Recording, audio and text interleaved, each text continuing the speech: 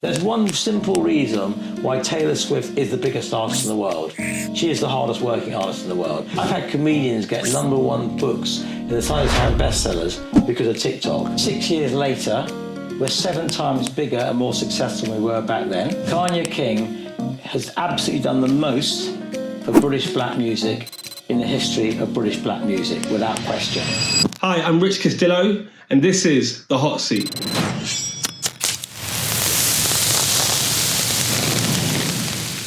Today we've got Jonathan Shalit, OBE, Professor Jonathan Shalit, and we're going to talk about the music business. We're going to talk about what it takes to break artists in not just music, but in entertainment. Jonathan, thank you for coming in to do this with me today. Obviously, we've got a relationship, we've had a relationship for a long time, and you're somebody that I think has done incredible work over the years in the UK and have been quite influential in not just sort of music culture, but entertainment culture in the UK over the last 20 to 30 years. I'm sorry to age you with that. I want to sort of talk about some of your background and how you got into entertainment and and understand what were the steps that led you into choosing that as a career. So can you give me some Jonathan, the big manager, what were the steps you took to sort of get involved in music and entertainment?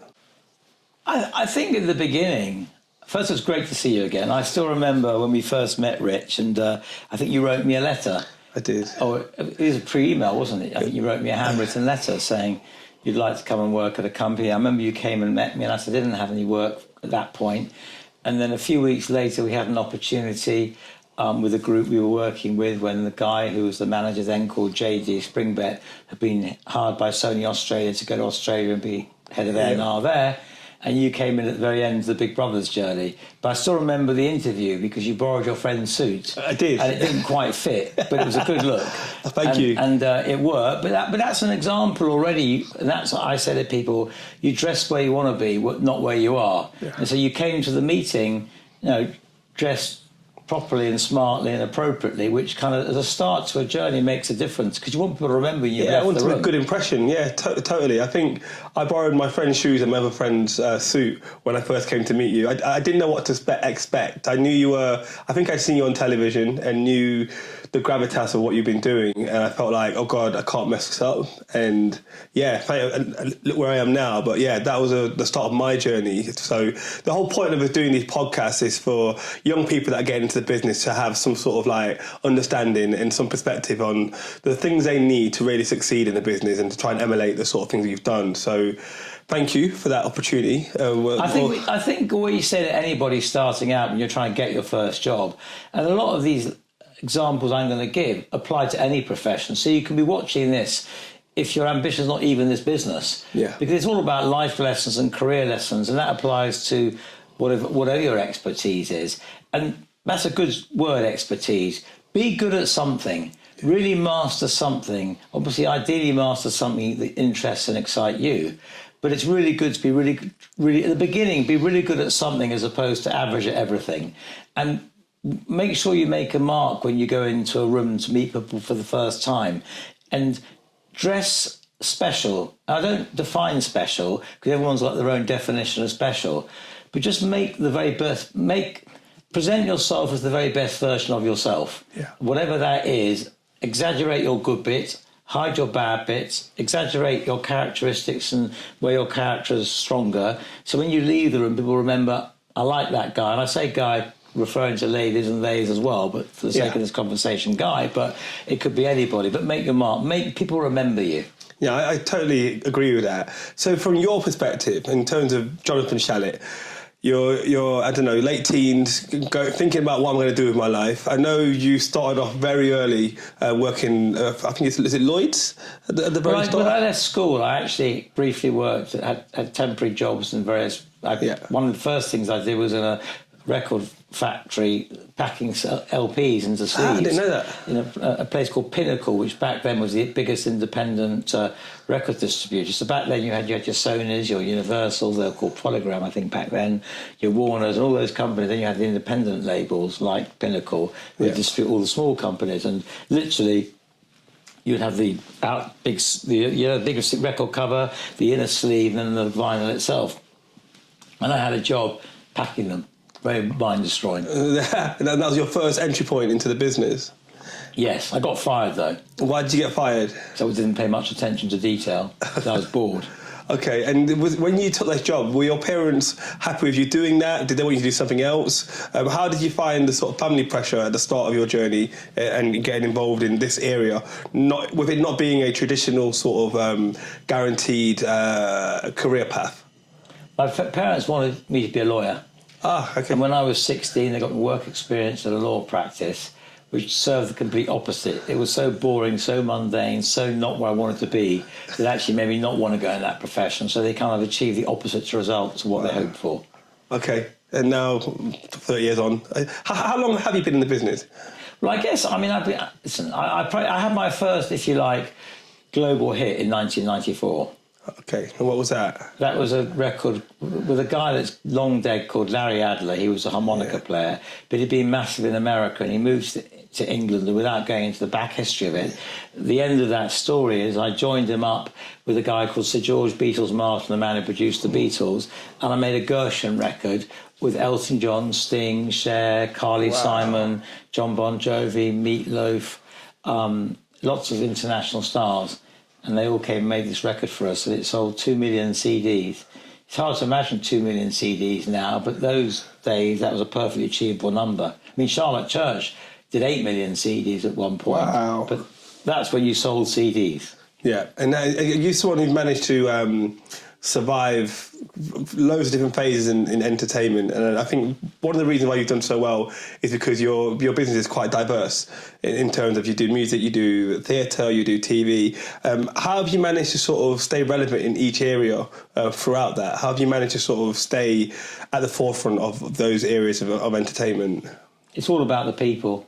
What I'm very good at is spotting the right people, and I've always managed to reinvent my company, change the paradigm of the company, and bring in the best people for that time period. So right now I've got 2 fantastic managing directors, or one managing director and one co-owner of my music company, and they hire they're in their late 30s, and they've got some of the best 20-year-olds and 30-year-olds in the British entertainment industry working for us, and they keep us relevant. I've got the experience, and I always say I can see around corners that they can't, and that comes with experience and doing it for a lot of years. So I can see the problem before it happens. Younger people can't see the problem before it happens because they haven't encountered the problem before. Yeah. There's no problem I haven't seen. So that's not quite true. 99% of the time, whatever happens, I've experienced. I can give some words of advice. And I think the advantage of being a bit older is also you know which efforts are going to get results and which aren't. When you're younger, a bit like a puppy, you run around like that. Yeah, totally. But now it's about hiring the people. Any business is about people. And it doesn't matter what industry you're in. You've got to have great people. You want to have people that want to learn, people have ideas, people are like working as a team. And that's what we do. And I think, when I look at my business, I reinvented my business in 2000. I reinvented my business in 2010. I reinvented my business in 2019. I think every sort of 6-7 years, you need to reinvent your business to keep relevant, because businesses move so quickly now. You really have to look at what you're doing and the core skill set to your business to make sure that you're not hanging on to the past. And you're embracing the future. And the one thing that's consistent now is the future's getting quicker and quicker and quicker. Yeah. So, when I started, you had a few TV stations. There wasn't streaming, there wasn't downloads. And now, every year, there's a new platform comes online, there's new inventions, there's new media. And whatever the word new media is, last year's new media is now old media. And there's someone somewhere in the world is inventing something we're going to know about in 2-3 years' time. And that's where we're at, which is the most fantastic, exciting time, I think, across industry, any industry for that matter. As an anecdote, when someone comes to me in a meeting and goes, "It's not like it was," I've already ended the meeting. I've got no interest in meeting with people. Why is that? Is that because that's sort of an indication of their character rather than anything else? Well, why is it over at that point? Because we want to win. Yeah. And to win, you've got to embrace what's now and what's tomorrow. And if your mindset is harping back to what was and thinking what was is better than now, absolutely you might be very successful. Absolutely you might be immensely admirable for what you've done. but you're not going to win tomorrow if your mindset is the past was better. That's amazing. And are you seeing more and more young people with that mindset now, or do you think we're sort of still stuck in a cycle where most people are sort of reminiscing on past successes? Because I know you've got a bunch of young managers within your stuff. I know you've got like young Ade, you've got a bunch of young people that I think are tomorrow's sort of big executives. How do you identify those people? Well, people like Ade are clearly a global leader of the future, without doubt. This guy in his early 20s is already making his mark on a global basis, and he's exactly the kind of young entrepreneur. And he's a very clever man, because he realised, joining up with my company with Alistair Goldsmith, he could really achieve a lot more quicker. Ade could also protect his own back, because when you're younger, you're vulnerable, and to have people with experience and gravitas to protect your back allows you to keep your clients longer and your talent longer. But he equally, he's an example of keeping my business relevant. By going to business people like Ade, it keeps us cutting edge. And so continually, whether it be, I'm thinking now, and some of your listeners won't even remember these artists. Back in 2002, over 23 years ago, we had the biggest record in the world, which was a song by Jamelia called Superstar, beyond massive. We did it again with Big Brothers. I think it must have been about 2010, when again we had massive records all over the world, including a Hollywood movie, Scooby-Doo. And then with N-Dubs, we did it again, in 2016, 17, was it? Yeah, the first time I was around 2010, 11. So whenever Big Brothers ended, N-Dubs came along, and then but each time, and then we had Western, who were massive with the Warner Music Group, and now we've got Leo Stay Trill, and then alongside that we have a number of massive hits. Clean Bandit. So Clean Bandit are an example of a band who are having hits from time to time, but have a massive catalogue of billions of streams. Fantastically talented audiences all over the world love them. So, for example, at the moment we're booking shows from China to Sri Lanka to the Middle East to Australia to America. We've just announced in Scotland, and you may remember during lockdown, we had the biggest record in the world, a sea shanty called The Wellerman by Nathan Evans. We joined them up with two great guys in Scotland called the St Phoenix Band, and it's now Nathan Evans' St Phoenix Band, and literally 3 days ago they sold out the Scottish Hydro Arena in 35 minutes. Wow, that's crazy. I think one of the things I take from that is, in the music business, a lot of people focus on trying to stream and sort of having a hit record, but I think what you've demonstrated multiple times is sort of building business around the sort of obvious route of making income, which is the streaming side. So how important is it that young people, young managers that are in the business understand the business end of an artist proposition? Well, I think artists are trusting you to understand the business, because if they're going to be creative, they've got to have the right people who understand business in the right way surrounding them. So I think as a young manager, you need to learn. And I was also saying to an artist listening to or watching this podcast, are they watching as well as listening? Yeah, we've got both visual and audio. So people watching or listening to this podcast, make sure the manager you goes with understands business. A lot of artists make the mistake of going with their best mate or their driver to manage their careers. And I would just say to them, you've only got one career, you're only young once, make sure you go with the best at that point. And it's not a question of loyalty. Your loyalty is to yourself and your family and your future family. And absolutely hire your friend if you want to out of the profits you make. But don't make the mistake of hiring someone to handle your career and guide your career who's not an expert, because you're severely going to limit the opportunity for what you can do to succeed. Yeah, no, I totally agree with that. I think, especially in modern times, I think we see it a lot more in rap and in black music, where people have their friends involved as managers. And sometimes, every now and then, you'll get one manager that is very good at doing that. If you have even with Central C has his manager, Bello, who I know is an incredible manager. He's nailed it. Stormzy has nailed it. But there are a lot of other people that sort of super talented that go down the aisle with a person that is a friend that is Let me ask you a question. Yeah, go ahead. Central C and Stormzy, would they have made it with whichever manager they had? I mean, I can't answer that because I don't know, but I do know that the managers they do have been exceptional in their contribution towards their success. So, in their case, I get the impression that both Central C and Stormzy are very astute people. They are. So when they made the decision to have their close mates manage them, do you think they thought carefully about that and decided their best mates had the acumen to do that properly, or were they just doing it out of loyalty? I think those two characters particularly don't suffer fools. And I don't think anyone will get close to them without being able to demonstrate an ability to navigate things and have good judgment. So I think for those two, if you ever met them, I've met them both, and I know the type of people they are. And I think the challenge is not all artists are like that. Not all artists have the sort of the ability to scrutinise and make sure that the people around them are all equipped with the information they need for them to have success. But for those two, I'd argue that because they wouldn't suffer fools anyway, I think no one would have been able to get close to them without having a certain amount of acumen to them. So that was my response to that. So anyway, so you've got over 100 clients on your roster. You're obviously, that's a lot of phone calls you might be getting if on a day where things are not going left. The truth is that, I mean, we've actually probably, if you look at that, we've probably got 300-400 clients. But in actual fact, that's not what it looks. Yeah. We haven't got 300-400 clients who require the same service and relationship as a music industry artist.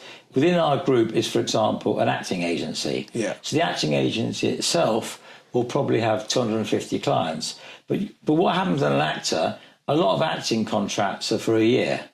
And they don't need their agent once the deal's been done. So when the actor comes out of a long-term theatre contract, they want to know what's available in terms of other acting jobs. The agent knows that because my acting department know all the jobs available throughout the UK, whether it be touring shows, London shows, Edinburgh shows, Manchester shows, Belfast shows. And the actors will go and audition until they get a role they like.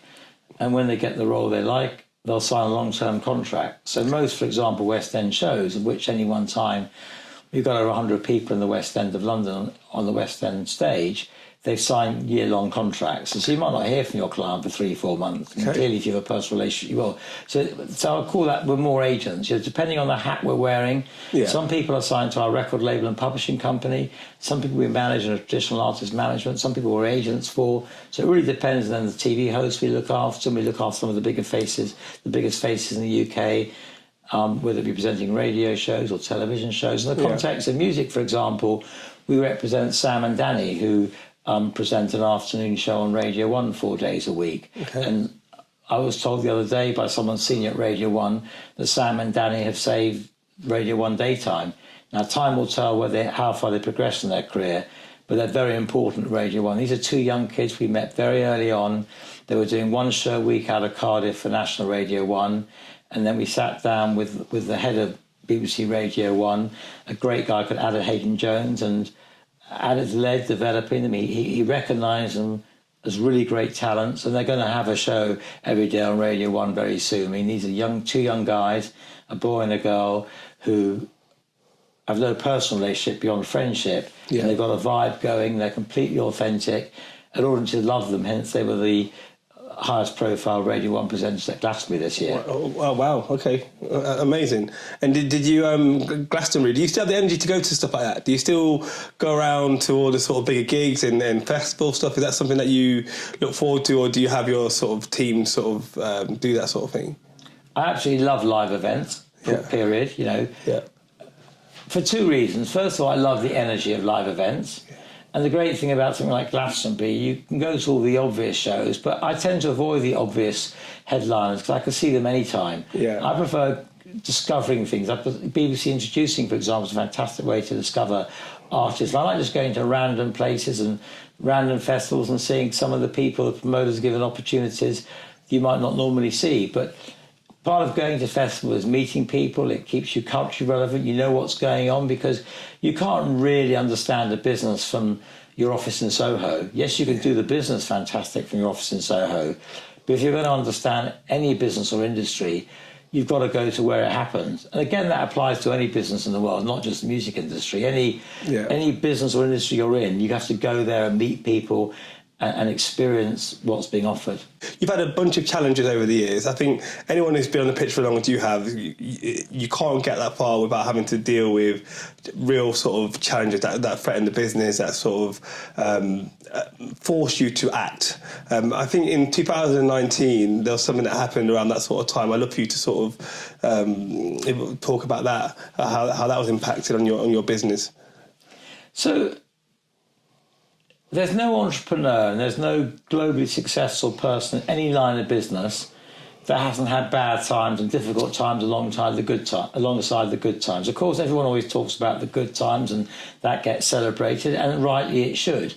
But there is a phrase I like: he who makes no mistakes makes nothing. Also, to create something exciting, you've got to create things that fail, because he who never fails makes nothing, because you've got to push boundaries. And when you push boundaries, some things don't work, because by definition, if you're trying to create the new, you're experimenting, you're doing things that haven't been done before. And a lot of things that haven't been done before have been done before, didn't work, and they fell by the wayside. So anyone who really succeeds also really failed. Yeah. There are lots of people who may have never failed but haven't really succeeded because they haven't put themselves out there, they haven't put their head above the parapet. And we do that the whole time, and I take a risk on hiring people. I always want to give people a chance. I always want to hire people who I think can do great stuff, but not all of them can. But but equally, I've hired great people. I've hired, Rich, you're an example. Yeah. I've hired some young, exciting, great people who came to me. A lot have dropped by the wayside. But you came, you took advantage of the opportunity, you impressed the industry, you shone, you went out there, you were like a sponge, you milked me for every knowledge I could give you, and I admire that, and absolutely. You ended up running A&R for Universal in Canada, I remember. Yeah. Then you've had great jobs across Warner, across Universal, and Sony. You worked at Sony for a bit now. Yeah. So you're now doing your own business very successfully. But you were someone that came in and took the opportunity. It always amazes me how I give opportunities to young people, and so often half don't follow through, which I find staggering, because coming to work for me is the opportunity of a lifetime. But anyway, going back to 2019, I'm running, let me think, 4 parallel businesses. And 3 are very successful, but one of them that's fairly high profile is my TV representation business. Yeah. And unfortunately, that was the tail end of the golden period in terms of earnings. Okay. And in simple language, all my staff were at salary levels which related to a lot of the talent getting massive earnings. Got it. The massive earnings for few talents now has been going down, because what's happened with this new social media world, for example, big talent would historically get paid £1-2 million sometimes for big contracts. But instead of paying one person £1 million, might now pay 50 people £50,000 each, because they decide to hit the marketplace a different way. Of course, there's still some amazing, like I think Storms in McDonald's recently, for example. So you still get these massive contracts, or your Rihanna's or your Rita Ora's, but they're few and far between. They're certainly not. Yeah, they're not reliable, so that you can't justify a bunch of salaries when that income isn't coming in at that sort of rate. It's based on an older market model. So going back to this, and I'm going to give you a nugget now, Rich and Ailish, which you can go to the Sun with, you can go to the Daily Mail with, and you can use it to get PR for your podcast. Okay. Because I've never told anybody this. Okay. It's a good headline for the tabloid. So basically, in 2019. I'll tell you with the headline bit, because I'm going to mention one of the most famous names in the world shortly. I was thinking, who is that? And anyway, so in 2019, I had a business, one of my businesses, be very clear, one of my businesses, where the client commission, because that's how we make money, it was costing the staff the salaries for the staff looking over after those clients was bigger than the commission. Got it. So, and when they'd originally got their salary raises and their incentives, the commission income from the clients they looked after was bigger than what the staff were being paid. So it was sensible economics. As a business model, if you have a business, each member of staff should generate 3 times their salary. That's by and large. Because when you pay a staff member, let's say you pay them $20,000 a year, that actually costs the company double. Because what the staff don't often see, There's national insurance, pensions, overheads, insurance, light, electricity. All the things the average person will think, how come the company are paying that member of staff so badly when they're earning that for the company, not realising to run a company now is massively expensive on a continual basis. Anyway, it's very simple economics. The company was not, that one company wasn't working. The only problem was it was one of my high-profile companies, so it got noticed. I had a great managing director back then called Grant Michaels, and Grant Michaels did exactly the right thing. He came to me and said, Jonathan, this business is not working. So he did the right thing. So I don't, he was managing director of the business. Don't hold him responsible anyway, because he was responsible and came and told me that. Yeah. So I had to seriously look at the business.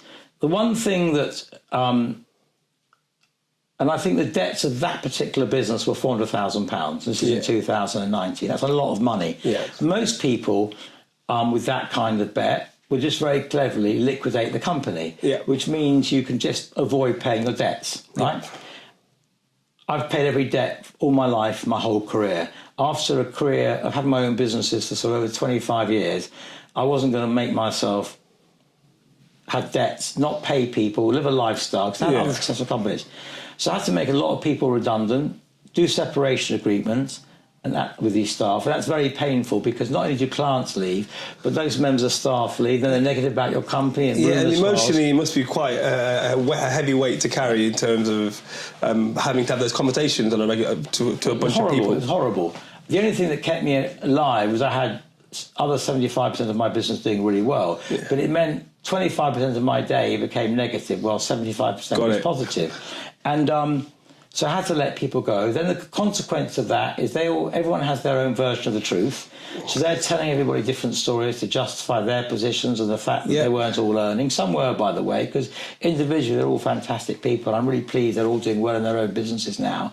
But I remember there was a story of one of the top DJs at Radio 1 running around Radio 1 saying, oh my God, watch your back, Shalit's going bust.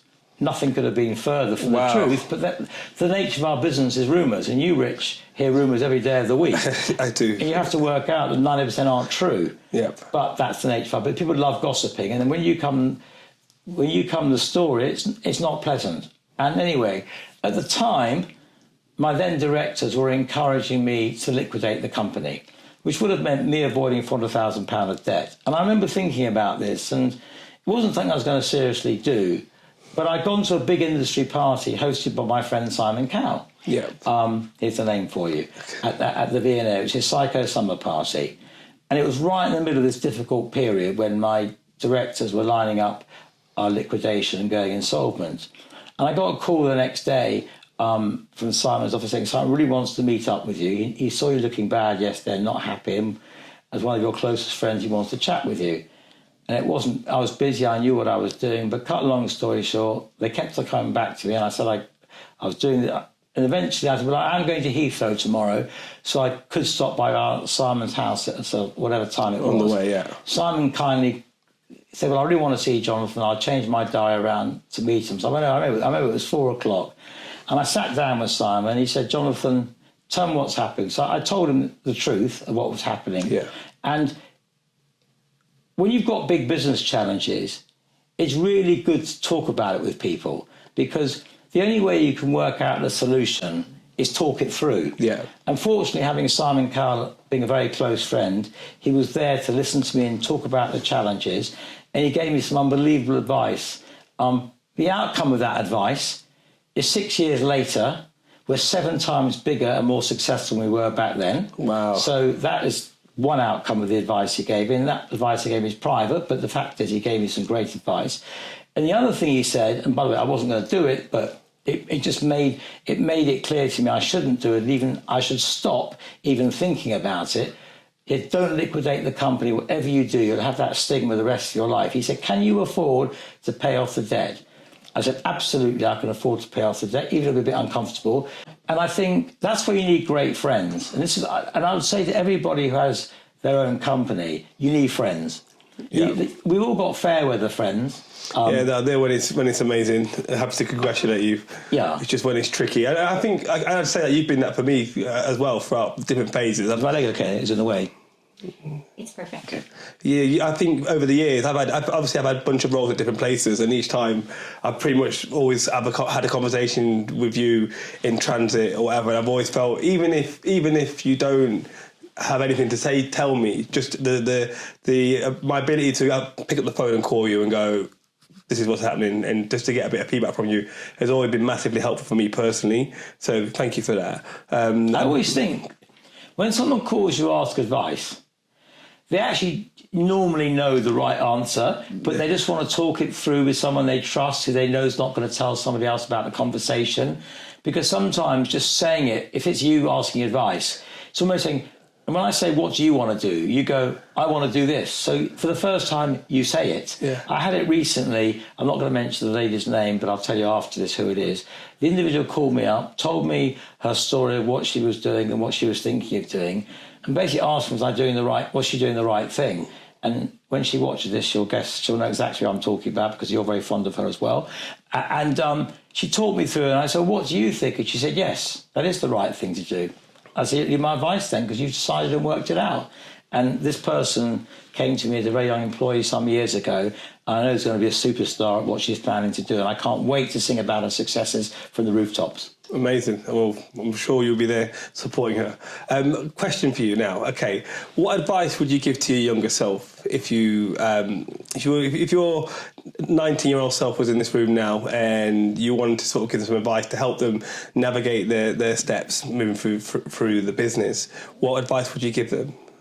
There are many bits of advice I can give, and I give it always. I'm a professor at firstly, Reading University Henley Business School. I'm now a professor at Kent University Business School.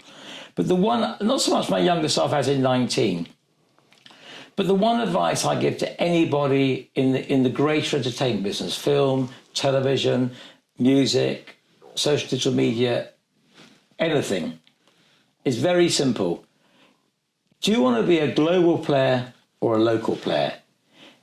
Very simple question. If you want to be a global player, in your 20s and 30s, before you have family commitments, live in America for a while. And I always say that to people, because ultimately the global English language entertainment industry is run by America. And the only way you can truly be guaranteed or give yourself the best chance of global success is to go and spend a lot of time in America.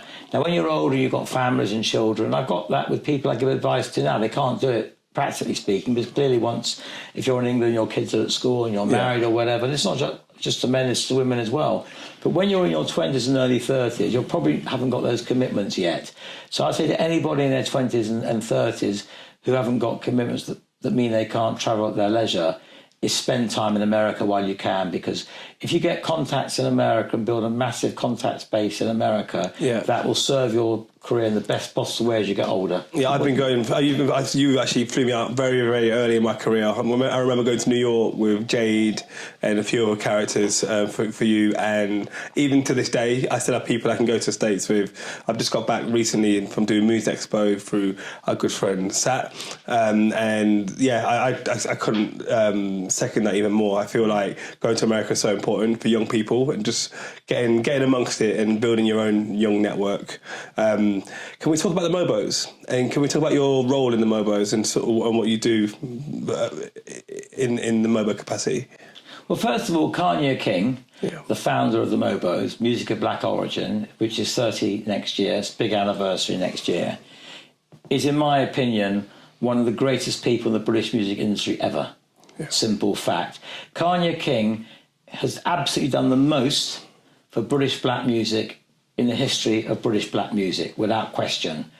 The great crime to me is that, and you can put this out there in Music Week, is the complete lack of recognition she's had for what she's done for the British music industry. Do you agree with that simple fact? I 100% agree with it. I think the work she's done over the last, 30 years, the Mobo alone, for me, my first experience of understanding that black culture can really penetrate on a broader scale was from the Mobos. And I feel like she's somebody who, even to this day, even though she's going through whatever she's going through with her health and whatnot, I feel like she still is one of the most important people in the country, possibly in the world, in terms of black culture and music. and I ask all the major British black artists, or even international black artists, who have been recognised by the MOBO organisation over the years, that when they're approached by Kanya and her team to step up, and their way of saying, thank you, Mobos, thank you, Kanya, we congratulate you on 30 years, is turn up in Manchester and support Kanya in the way she asks. Yeah, fair. I think the Brits are in Manchester next year. They're both at the Co-op Live Arena, which is the best arena in the UK by far. Have you been there yet? No, I don't think I've been yet. Just find a show you like experience, and go there. It is off the scale. What they've created in Manchester, the Co-op Arena Live. I mean, you're not a Man City fan, are you? So those who don't like Man City, it's right next to Man City Football Stadium. but it's fantastic. Every level is fantastic. And I met the guy who runs the whole company that does it. He was telling me the backstory. And the backstory was this. He ran, I think, AEG in America when they were building arenas. And when they had, I'm thinking the Forum LA, I might be wrong, but I think it's the Forum LA. It is the Forum, and it was Bruce. So I went to see Bruce Springsteen in Manchester Co-op Live. So I'm talking to the guy who runs the whole of that global arena company. How the hell did you get Bruce Springsteen, when he's doing major outdoor stadiums, to come and do 6 nights indoors at Co-op Live? He said, Bruce is a friend of mine, he wanted to thank me. When Bruce first did, I think it was the Forum in LA, and was asked what it was like by the owner afterwards, Bruce said, it sucks. Your acoustics are terrible. And the owner said to Bruce, I build arenas. I want the best acoustics in the world for artists like you. Will you consult to me? If I tell you what I'm doing, will you tell me how to make my arena better for artists? So Bruce has often, as a friend of this guy, given him advice on how to make the arena great acoustically, so both the artist and the audience get the best experience. So Bruce actually secretly rented the arena for 2 weeks for the opening night of his stadium tour this year in Europe, and rehearsed for 2 weeks there. And the arena said to Bruce, will you do us a favour at the end of your rehearsal period? Will you do us for 3 or 4 nights at the arena? So he just basically stayed where he'd been rehearsing. So those who went got the experience of Bruce Springsteen. I say up close and personal. I mean, it was still 18,000 people, but it was a fantastic experience, watching Bruce Springsteen. That's a great story. I'll definitely check it out. I'll be up there next year for some of the events. So they've got the Brits there. I think it's brilliant the Brits is going to Manchester as well as the Mobos, because it's been too London-centric, and of course, Britain is about the music industry is about United Kingdom, not just London. No, I agree. What are you most proud of? So going back to MOBO, so basically some years ago, when Kanye, and it's actually, no, I'm never too proud to listen. Yeah. And I'm going to give the guy credit now.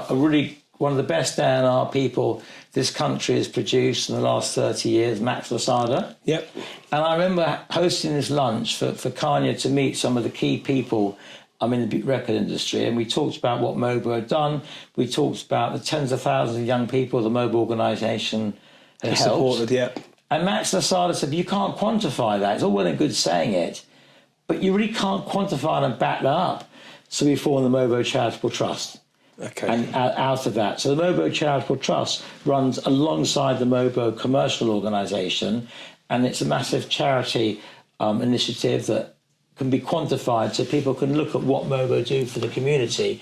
And I kind of get the honour of being chairman. And so I will chair next year for the 30th anniversary, and then I'll step down and find someone else, perhaps you, Rich, to come involved. But I think, and I just end by saying on this MOBO, music industry, step up, do the right thing, support Kanye King next year. It's in March in Manchester. Support Kanye King to make the 30th anniversary of the MOBO Awards the best ever. Well, you heard it first from the horse's mouth. We need to support Kanye. We need to support the MOBOs. Brilliant. And it's a very broad question, but I want to know what are you most proud of in your career today? What is the thing that sort of you look back and you go, wow, that was like, we really did something with that? And I'm sure you've got loads, but is there anything that stands out? When I look at things I'm proud of, they're not necessarily the things that have been the most famous. I mean, some clearly are, like when I stood at the back, I think with you, Rich, at the back of the O2 and NW, totally sold out, and they could have sold that arena out 3 times, and virtually the day after their O2 performance, Dapper decided to end NW, certainly that time around. Of course, they came back and then sold out 6 further arenas or even more, which is testament to how popular they were. but just to stand at the back of the O2, in fact, I remember, Rich, you and I went to see Colin Barlow at Polydor. Yeah, I do. And he told us about this group called N-Dubs and then dropped them 3 weeks later. Welcome to the music business. But we decided to manage them. Yeah. And, no man is an island. There's no I am we, so I'm not going to pretend it was all down to us. Yeah. There were some fantastic people called Chris and Matt who ran all around the world, who were a hugely important part of N-Dubs. And in the end, Universal embraced N-Dubs via all around the world, taking credit again.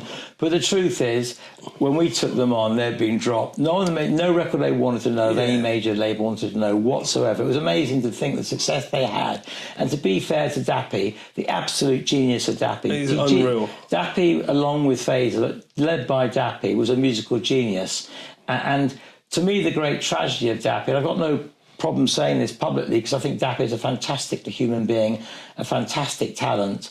But I'd say to young musicians, and I hope, Dappy, when you're listening to this, if you do, you will also agree with me, you need to play the game in the industry if you want to be successful. You can't just be a creative genius. Yeah. Dappy is a creative genius, full stop. My experience, immensely polite, a really decent guy. Yeah. But unfortunately, he didn't embrace the rules of the industry. Yeah. And this applies to any industry, and not just the record industry or music industry. You've got to be successful, you've got to embrace the rules of that industry. Yeah. And Dappy was too much of a maverick. So he ended up with too many people not wanting him to succeed. Yeah. And that's an industry lesson to anybody seriously wanting success, is be a creative genius, but also understand the business you're trying to be successful in. It does. It breaks my heart when I think about as much as he's had a massive amount of success, how much more he could have had if he'd have sort of managed to sort of keep on the right side of not crossing too many people along the way. I think he's an exceptional talent. I've been in studios all over the world, and I still to this day, I find it very hard to find anybody even near the level of creative talent that he has. And I'm sure he'll carry on putting music out. I'm sure he'll continue to do very well. I've always felt like he has had way more in him than he got. My guess is Dappy could have a number one. Yeah. Because he's that talented. I agree. I agree. And the magic of him and his cousin Talisa and Fazer together were a complete unique combination. You might remember, Richard, when we took them to LA and meet LA Reid. They got this massive deal with Def Jam in America. And we had this massive TV series. And the world loved N-Dubs. I mean, they were a cultural phenomenon in their time. So my great pride in N-Dubs is giving them the platform to be massively successful. Yeah. I'm looking forward to reading Talisa's autobiography, because it's coming out shortly, to see how much of the contribution I made with my company to their journeys in that book. I suspect it won't be reflected fully, but there again, they wouldn't have known everything we did. But I still remember, the incredible amount of work and that went on to make N-Dubs successful as they were. Yeah. But as I always say, without creative genius, you can't do it. Yeah. And Dappy, along with Fazer and Talisa, gave that creative geniuses. One of the most upsetting things in my career also relates to N-Dubs, and that's the way Talisa was treated. When Talisa was framed by the fake shape, awful. As a drugs dealer, which she totally wasn't, and went to court and could have gone to prison, but fortunately the fake shape was found out to have framed her and a few of us. And amended the evidence, which he went to jail for contempt of court and lying, which is quite right, because he basically... Yeah, he framed her. And it was... But I saw a girl broken. And Talisa was when she was a judge on 2 X Factors. In fact, people forget that Talisa was the mentor behind Little Mix. Yeah. It was one of the great pop figures of her generation. And that happened to her is one of the worst things about... the British industry, even to the point where she was found guilty. She was found guilty when she was innocent. She was proven guilty by the media and proven guilty by public opinion before she got even gone to court. Yeah. And I remember even talking to the then Prime Minister. I was at the... did my phone interrupt that? Can we turn it on? Yes, good idea. It never goes and suddenly it goes. I should have reminded you, I'm sorry. And 1 second, I want to tell the Talisa story because with the book coming out. Yeah. It's quite nice. Yeah, it's good timing. You can sort of, you can touch on that you can again. call the sun and they can write the opposite. But no, I remember, with Talisa, so the court of public opinion and the media had decided Talisa was guilty. In this country, I think you're innocent to proven guilty, but because of I think it was the News of the World back then, for 4 or 5 weeks, writing the guilt of Talisa week after week. And I found out after the event they were getting £100,000 increase, 100,000 copies increase in sales at the time. Oh, so that's a really good point. Sort of when you see those things being repeated, the papers are generally seeing an uplift in their users, so they're making money. So the papers. It's no different now with online clicks. Yeah, that's why you get if you look at stories on the Mail or Sun or any whatever newspaper is the one you like or the platform. Because every time you click, the paper gets a very small, like 0.00 whatever. They're making money, basically. Yeah. So they run the same story often 6 times. It's the same story with different headlines, because then you get 6 clicks of the same story. And in the old days, you just bought new papers. Yeah. But to be fair, the reason I'm not as mad at the Sun and News of the World as I could be is they were also stitched up, because the fake Sheikh lied to them. So the fake Sheikh was their star reporter. He created this great story, gave it to the Sun or News of the World at that point. And they believed him, because at that point he had found a lot of people out who were bad people. So he, in one sense, he had a positive reputation. But Talisa was the example of badness and awfulness in every possible way.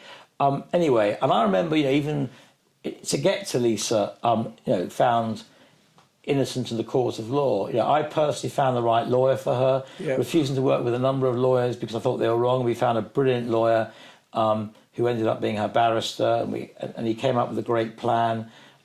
She had a great PR in Simon Jones, one of the top PRs in the UK, who was fantastic. And basically, at the end of the day, before the case was thrown out, the judge realised it was a crock of lies against her. But to have that much pressure on you, to a large extent, broke her, because to recover from that is horrific. It's awful. And full admiration for her to keeping going, because she still kept going and keeps on reappearing, and she's like a national treasure. The public loved Talisa. There's something about Talisa that's hugely endearing. So in summary, N-Dub's Talisa, some of the best of times and some of the worst of times. Yeah, I could definitely agree with that. I think, we went on that journey together, so we both know what it was. But I think, that's one of my proudest. That's one of the proudest things that I've been involved in ever. And working with creative geniuses is beyond amazing. Going back to creative geniuses, the one that couldn't get more amazing is the guy who discovered and produced the Beatles. In 1994, he embraced me when I was nothing. Nobody knew who I was, and I said to him, George Beatles Martin, will you produce this record I want to do? And he did. And in this day and age of lawyers, of contracts controlling the world, he did it without a contract, no money up front. Let me use his recording studio, which cost hundreds of £1,000s on trust. And then we had, and I go back, Elton John came and did 2 songs. Cher, Carly Simon, John Bon Jovi, Kate Bush, that was such a special day. Lisa Stansfield, Meatloaf. I mean, incredible people. And I remember they all came to my flat for dinner once as well. I think I've seen pictures. Yeah, it was tremendous. We made this record that really culturally was important, and there's an old guy.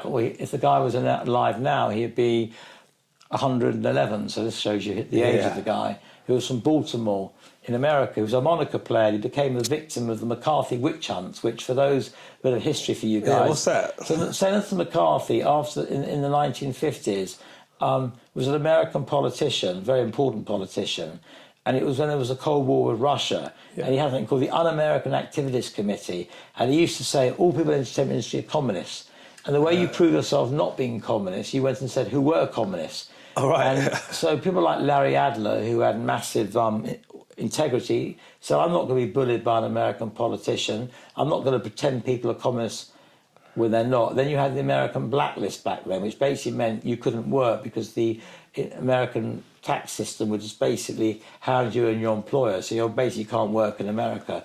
So you have to move. He had to move to England, and he lost his career in America. And then I met him in England through Sting, and we rebuilt his career, and then had this amazing success. Then went on to discover Charlotte Church, and people forget this is 1997. I discovered Charlotte Church.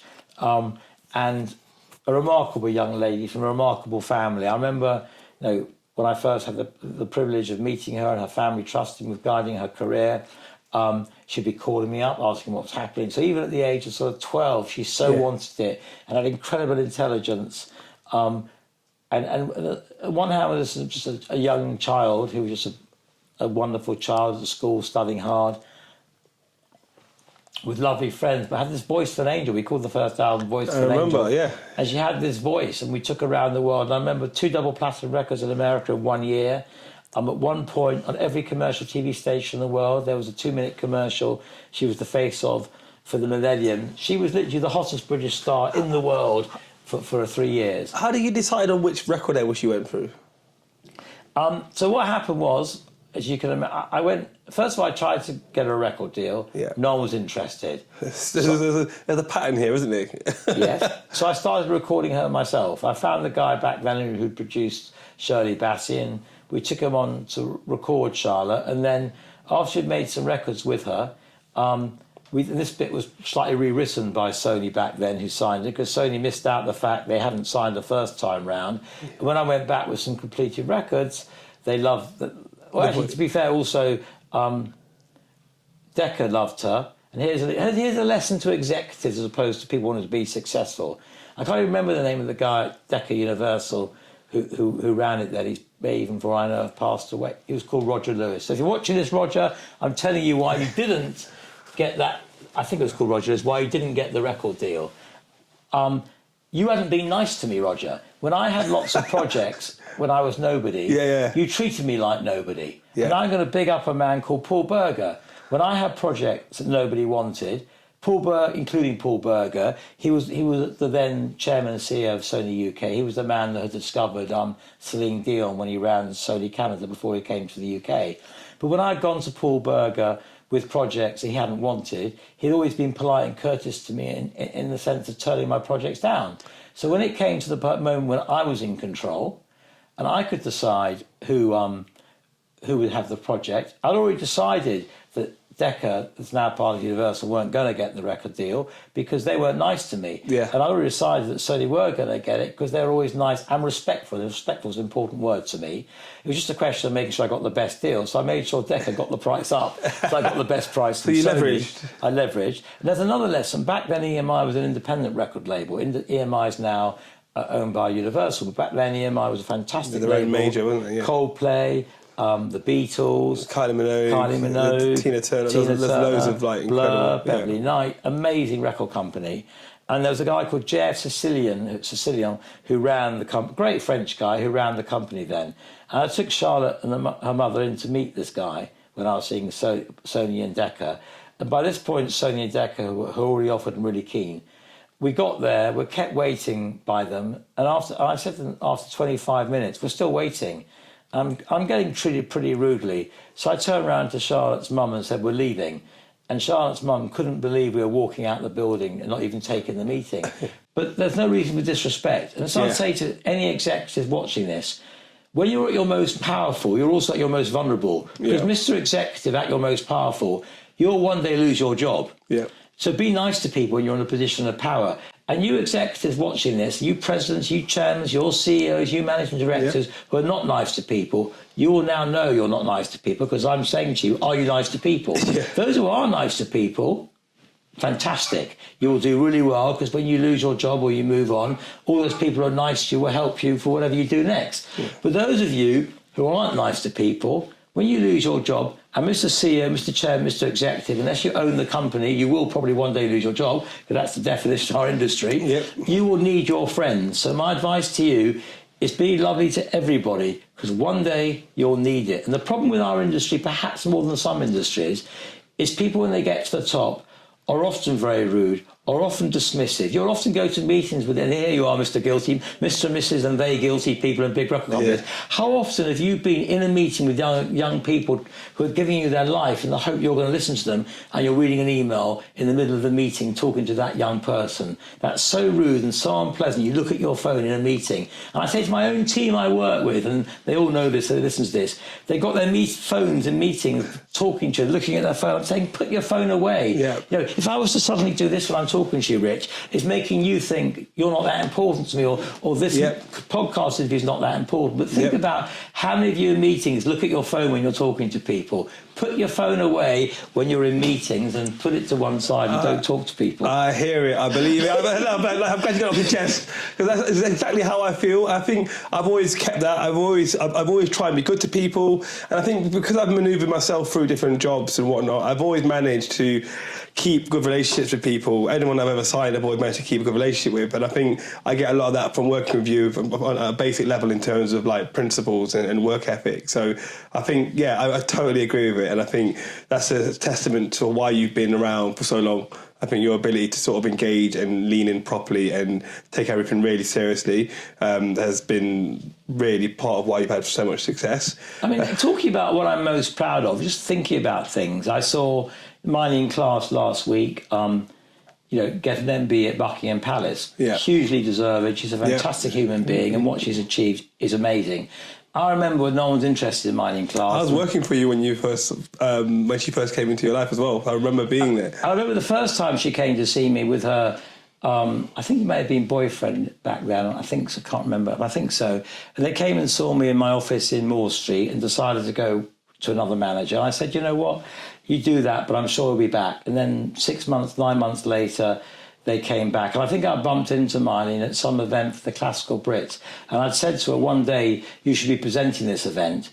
And then after that, she's presented every classical Brits since. And quite rightly so, because she's one of the outstanding talents of her generation. She is. Great musician, great... And with her, she even got to present I'm a Celebrity, Get Me Out of Here in America. We were the first massive celebrity children's brand in the UK. Yeah. And she left me some years ago to go with the next lovely employee of mine, which when you build a business, that inevitably happens, that you can't build a business and service everybody, and then some people don't leave and have their own businesses. And people always say to me, aren't you bitter when people leave? I'm actually the opposite. I celebrate success, and I love seeing people who I guess are my children in one sense, from a business point of view, go on to have great success. Because what I do as a business and how I keep going, when people leave, I hire better.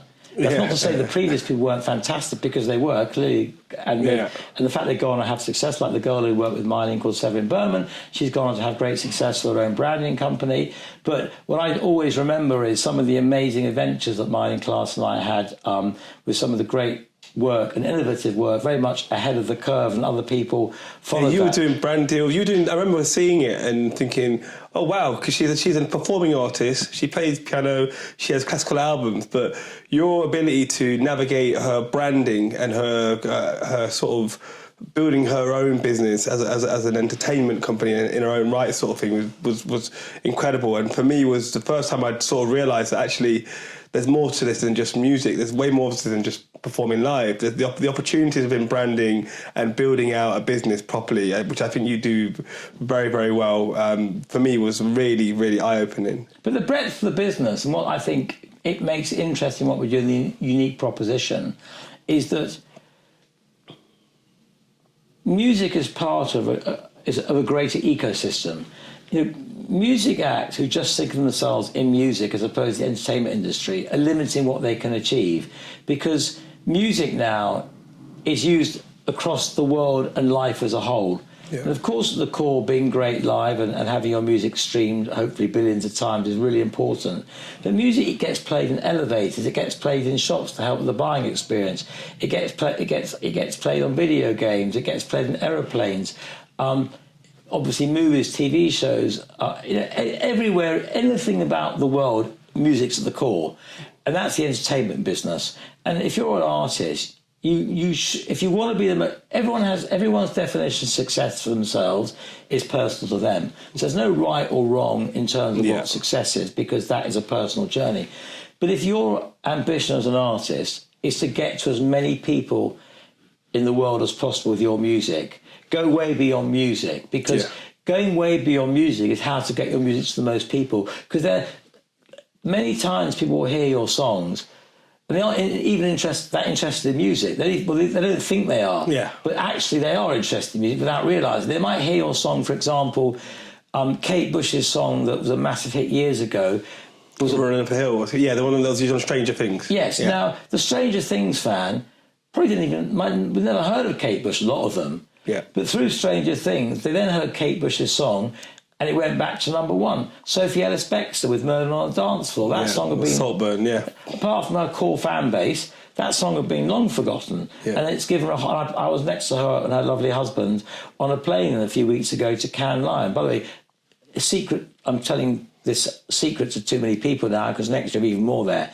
The best creative tech festival in the world to go to is called Cannes Lions. Cannes Lions. This is a lesson. Anybody listening to this podcast, go to Cannes Lions next year.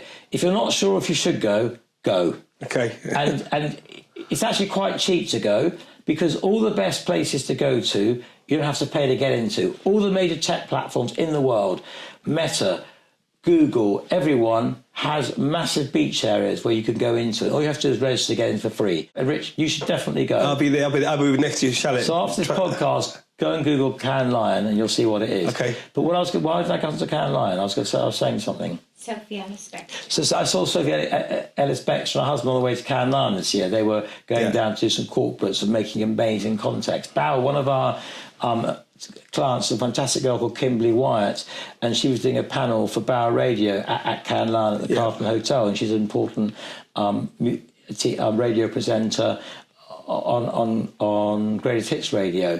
I mentioned Sam and Danny at Radio 1, but no, in terms of what our company does, for example, for many years we represented the biggest selling comedian in the UK called Mickey Flanagan, who holds the record of 51 sellout arenas. Imagine that, 51 sellout arenas. I'm going to tell you a funny anecdote, and I hope Mickey won't probably remember this, but so this is an artist and their sensibilities. Mickey, without doubt, is one of the funniest comedians in the world, right?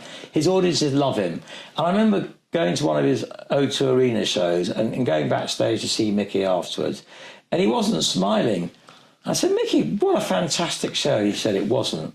I said, Mickey, I've just seen 40 or 50, whatever number of people there, 1,000 people standing up, cheering, couldn't be happier. And Mickey turned around and said, they weren't all happy. That in the fourth row didn't stand up. So Mickey, instead of going 14, 15,000 people love me. Is that one person?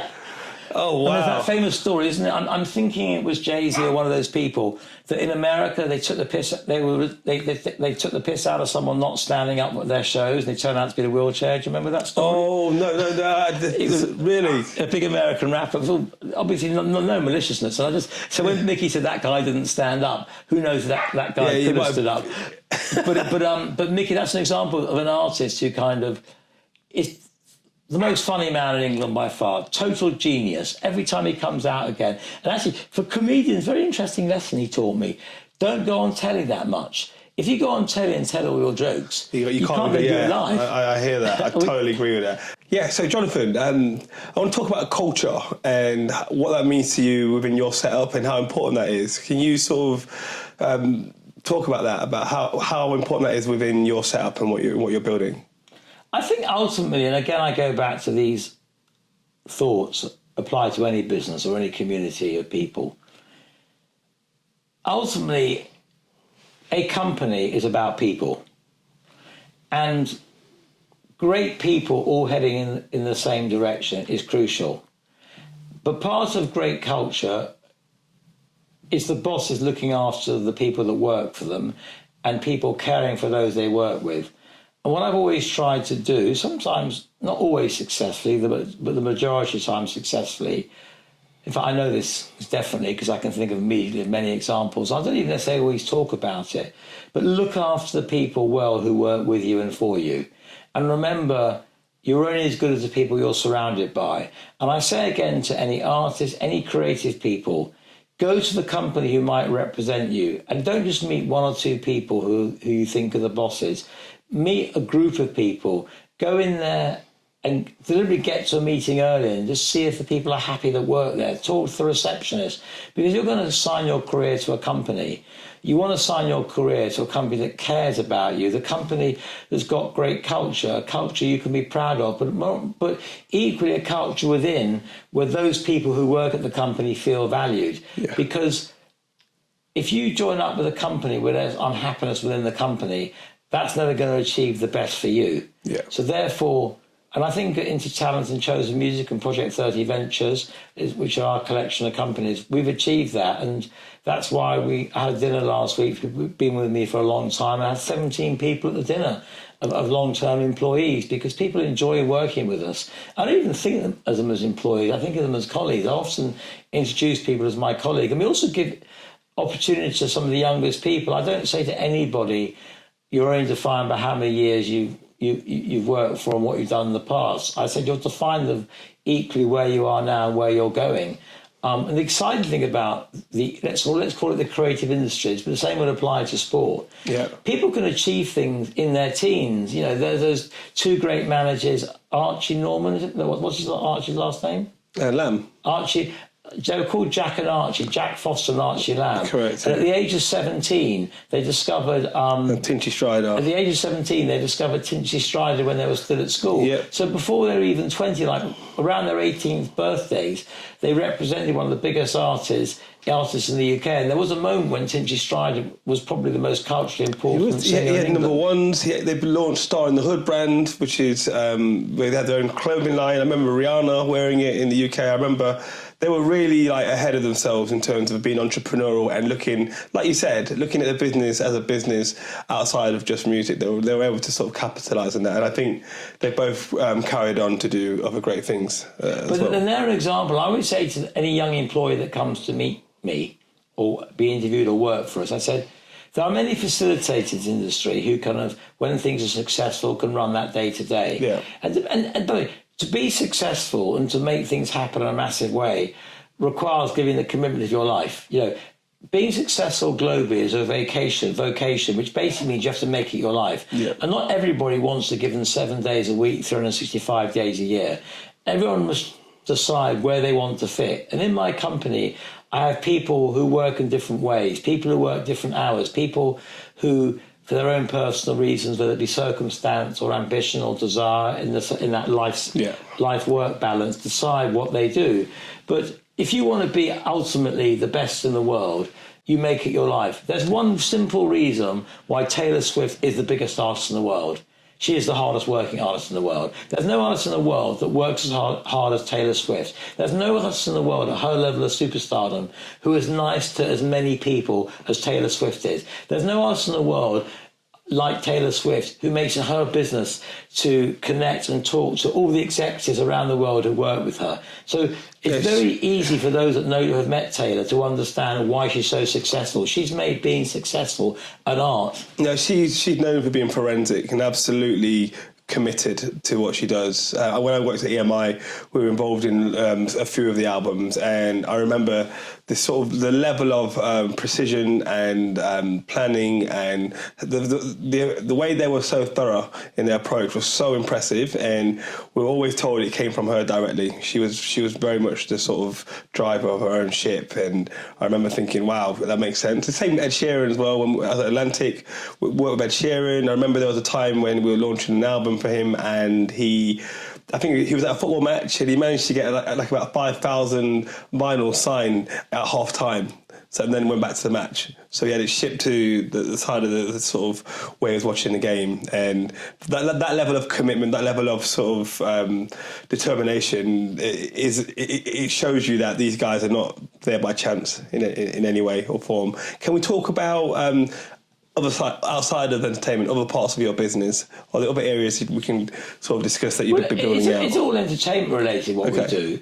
But I work, for example, the Great Campaign. The Great Campaign is actually not business, it's more philanthropic. I'm an honorary ambassador for the Great Campaign. The Great Campaign is about taking the best British products and services around the world. So I represent the British creative industries. And we do expos all over the world. We did them in France recently with the King last year. We've done them in Shanghai. Next year we have a massive one in Los Angeles, which will be taking the British creative industries to have to offer to America. It's going to be called Greater Together, and it's all about presenting the best British creativity to America, which is even more important now with things changing as they have.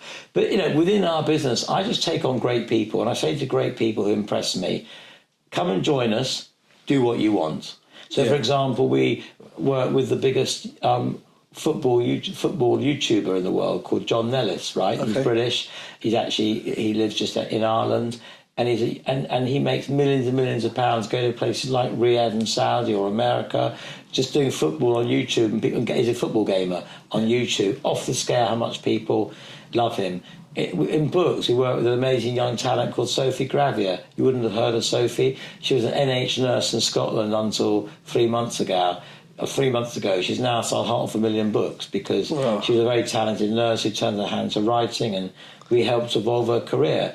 And so we just work across all areas, and we've always got comedians coming through, we've always got singers coming through, we've always got writers coming through, we've always got people who just work on Instagram and TikTok coming through. I mean, TikTok, of course, has changed the world. Yeah, the entertainment, 100%. And it continues to change the world. But the other thing about TikTok is in the music industry, people think TikTok's the greatest thing in the world and think TikTok's all about music.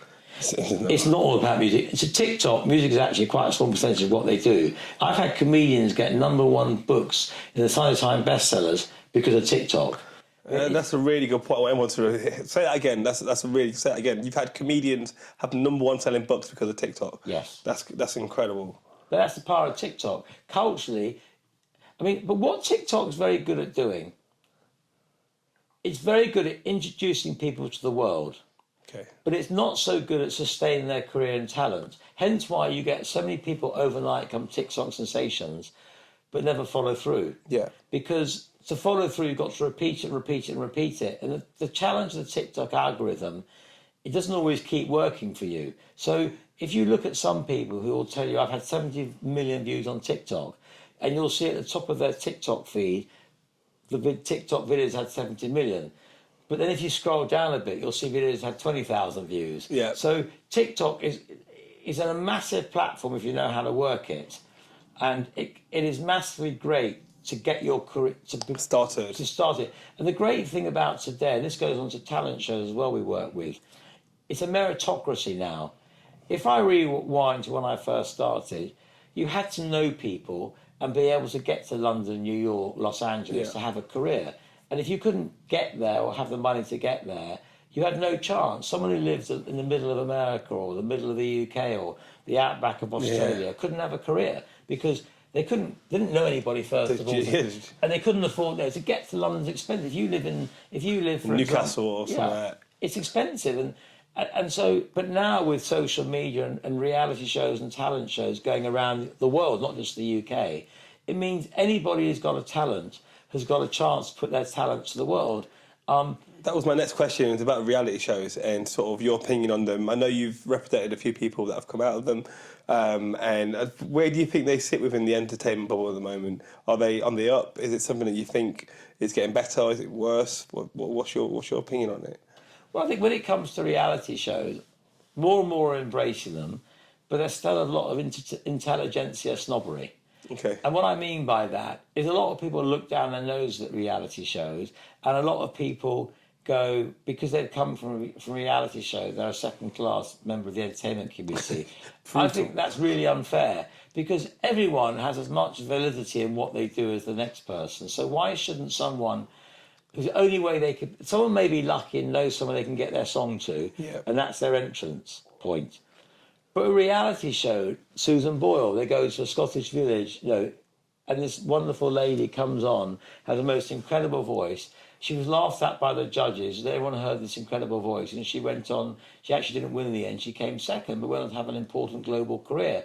If it hadn't been for the show, she wouldn't have had it. Ollie Murs wouldn't have had a show if it hadn't been. And then Jennifer Hudson, who went on to win the Oscar for Dreamgirls, was it? Yep, it was. If it wasn't for American Idol, she wouldn't have won an Oscar. So I think it's really important to give respect to everybody. Everybody has to do what they have to do to be noticed. Yeah. And not everybody has the benefit of knowing somebody who knows somebody. We represent an amazing girl called Sydney Christmas, right? And even now, and Sydney knows this to be true, so Sydney is watching. She's not going to go, I don't know this. Sydney won Britain's Got Talent 2 years ago. When it comes to West End musical theatre, she has got an incredible voice, full stop, right? Yeah. And she said it to me, some people don't respect her enough because she won a reality show. Well, the truth is, David Foster, who produced Whitney Houston, genuinely thinks she's one of the greatest singers of her generation and took her to the Hollywood Bowl to her to his 75th birthday concert, and Sydney walks into the rehearsal room, and she's got Jennifer Hudson doing a Whitney Houston song, and then she's got to follow that. She performs at the Hollywood Bowl with David Foster alongside Andre Bocelli, Josh Groban, Michael Bublé, Jennifer Hudson, has got to stand alongside them and gets a standing ovation doing it. She's currently starring in Hammersmith in 101 Dalmatians. Unlike many people in America, Brits who are big in Britain, can't get arrested in America. Yeah. And some of the coolest British pop stars, singers at the moment, can't get arrested in America. Sydney sold out 2 nights at the Sony Hall. This is a British reality show winner. Sydney is doing a PBS special being filmed on September the 8th this year in London. Yeah. And yet she won a reality show. So my answer is reality shows have massive validity. Okay, well, I think some of the challenge with that is that's I think a lot of people, and I've been in the business, I've been in rooms where we've gone, oh God, reality show sort of thing. There's a sort of stigma around substance and people that have spent 4, 5, 6 years working towards something and then getting the break, and people that have it overnight. And I think in terms of the credibility of it, sort of thing, it can be questioned sometimes because people want to be sure that they're backing people that can be repeat offenders and have success over a sustained amount of time. So I understand both sides of that. I've been on both sides of it. I've worked with reality people. I've also been in rooms where... But I even think the way you're using that word reality people, that's disrespectful. Because, I mean, no disrespect, but I hear you. But like the reality people... So just by putting the word reality people as a generic word, that's kind of immediately dismissing tens of thousands of people around the world have done a reality show. Some of the word overnight success, a lot of people suddenly come well known for the moment. Yeah. That overnight success might have taken them 15 years of hard work. That's fair. Yeah, no, I hear that. That's fair. They might have taken them. It might have been. We don't know how long people have been. Sydney just turned 30 yesterday, right? She's been working at this since she was 18, so she's 12 years. It took 12 years. And a reality show where the great British public voted. I also think... I like that. I respect that because I feel like she's done the work. Yes. I think the challenge is when it pops up and people feel like people haven't done the work. That's the But look challenge. at people like Alexandra Burke, who's a big star of the West End musical theatre shows across the United Kingdom. They were Leona Lewis, who got recognised with an OBE this week. She came to a reality show, and some I can't even remember their names now. Some of the big American stars that came.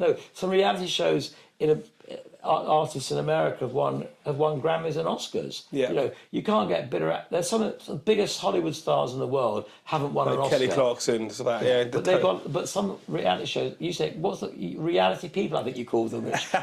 Your reality people. I love all people. Oscars and I love all Grammys. people. When I say reality people, I just mean like people that come from a reality show, not that they are lesser than anybody else. But I hear your point, and we all do it. We all sort of brush it off. But flipping the other side, so we have this great singer called Nathan Evans, who's just sold out the Glasgow Hydro Arena. He was a postman, right? And he wanted to do songs, okay? So he did his post round, went home and uploaded songs onto TikTok. One morning he woke up, he'd been doing it for 6 months, and one song had gone viral. The outcome was 8 billion views, right? 8 billion streams. That's mad. It was based on a sea shanty called The Wellerman. But the world decided they liked this guy. So, is the validation of one person at a record company office in New York, who's more valid, Rich? You being an important executive at Universal, or 20 million people? 20 million people. And so 20 million people who decide something on TikTok's gone viral, I think often, not always, have got more validity in deciding that an individual is worthy of success. Because the individual that gets success might have been rejected by every executive in London and New York, but then 20 million people around the world decide they deserve to be successful. And that's the beauty of entertainment. That is the beauty of where the world is at the moment. The power is with the public. There was a time when that wasn't the case.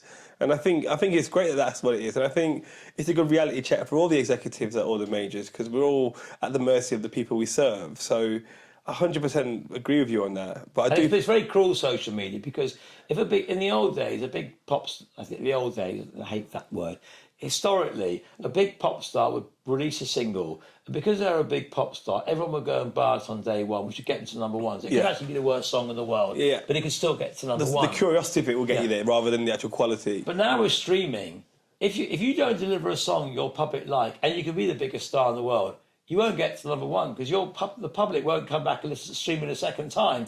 And so streaming can also be really cruel because if the song's not good enough, public don't like it, they'll tell you and your song will disappear without trace. Yeah, it's brutal and it's fast and it's quick and it's immediate. The data allows us all no grace, no grace period of sort of finding and discovery. So everyone sees everything at the same time, which is why I fundamentally believe what you do and what I'm sort of trying to do is making sure we're backing talent and we're part of the reason why things work, and we are being patient and having enough confidence to sort of stick at certain things. The great thing, I'm going to do an advert for myself now for people who might want to call me. What I can offer, I'm not saying there aren't other great people at what I do, because I want to be very respectful to my industry colleagues. There are some brilliant people in the industry who work alongside me. So, but I think the really brilliant people are few and far between. There are lots of people who present themselves as brilliant that aren't. I'm not going to say who the other brilliant people are now because I want to give a plug to myself, not them. But I know who you are, you know who you are, and you know that I know who you are because I've reached out to you to tell you I think you're brilliant. I emailed someone this morning who actually say, I think what you're doing is fantastic. But with my company of 48 people, we're small enough to be a boutique and personal, but big enough to have global clout. I can pick up the phone to virtually every important person in the world. Virtually every important person in the world will take my call or return my call, which means for a young creative person, if they come into my company to be represented with us or work with us, be signed to us, whatever, we can offer them a greater opportunity than most other companies to be successful. Now, we can't make you successful unless you're great. So I'm not for one moment saying that. You can turn average to great. You can't. That you need me more than I need you. Yeah. Because if you're brilliantly creative, I need brilliant creative people to work with. I would never say it's due to me because, again, there's no I in we. My business is based on the privilege of working with amazing, creative, talented people. But I can take amazing, creative and talented people higher and further and find more opportunities than most people, other people who do what I do. Fair. Okay, that's a brilliant plug. Which brings us towards the end of the conversation. We've got a bit of a tradition that we're building here, and there's a question that we're asking everybody. The question is, over the years, give us one thing that has changed and one thing that has stayed the same. And you have no preparation on this, so you just feel free to take your time. Well, I mean, I guess that to a certain extent, that's fairly self-evident. The one thing that hasn't stayed the same is great talent, great ideas, great creativity. At the core of everything, you can have the most advanced tech in the world, the most advanced platforms in the world, the most advanced anything, all advanced full stop. But the core has to be great talent, great songs, great creativity, great artistry. And that's the same whether it be now or whether it be when Mozart was writing music or William Shakespeare was writing plays or Charles Dickens was writing books. Great creativity, great art is always at the core of everything. Because you can have all, like even what we're doing today, you've got brilliant equipment. I'm sitting in this room, for those who can't see it, with 3 lights at me, a very important producer who's not on camera called Ailish, 2 cameras, top of the range, expensive Canon. But without something, you'll decide if you get this far in this podcast, you'll obviously find me interesting, otherwise you won't get to this I think everyone's going to find you interesting. But without this tech's irrelevant without Rich Castillo making this happen and interviewing people he's interviewed. So without interesting people, and I'm not an artist, but without interesting people, without artists, without great creativity, there's nothing. So that hasn't changed. Okay, great. And what has changed?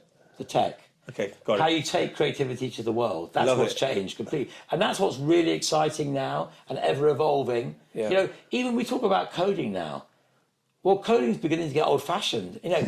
7, 8 years ago, coding was the new thing. Yeah, it was sexy. Now it's like, with AI, you're like, why are we doing that? So the point I'm making is everything is changing really quickly. Yeah. Even my 90-year-old mother said to me last night, my dear 90-year-old mother, who's a wonderful human being, and keeps on saying, I'm investing in your future, son. I'm going to buy some shares for you. I've discovered AI. I'm going to buy some AI shares for you. So my 90-year-old mum said, this is totally true. Wow, that is buying some AI shares. fascinating. She's 90 and she's still cutting edge because the truth is, AI is everything now.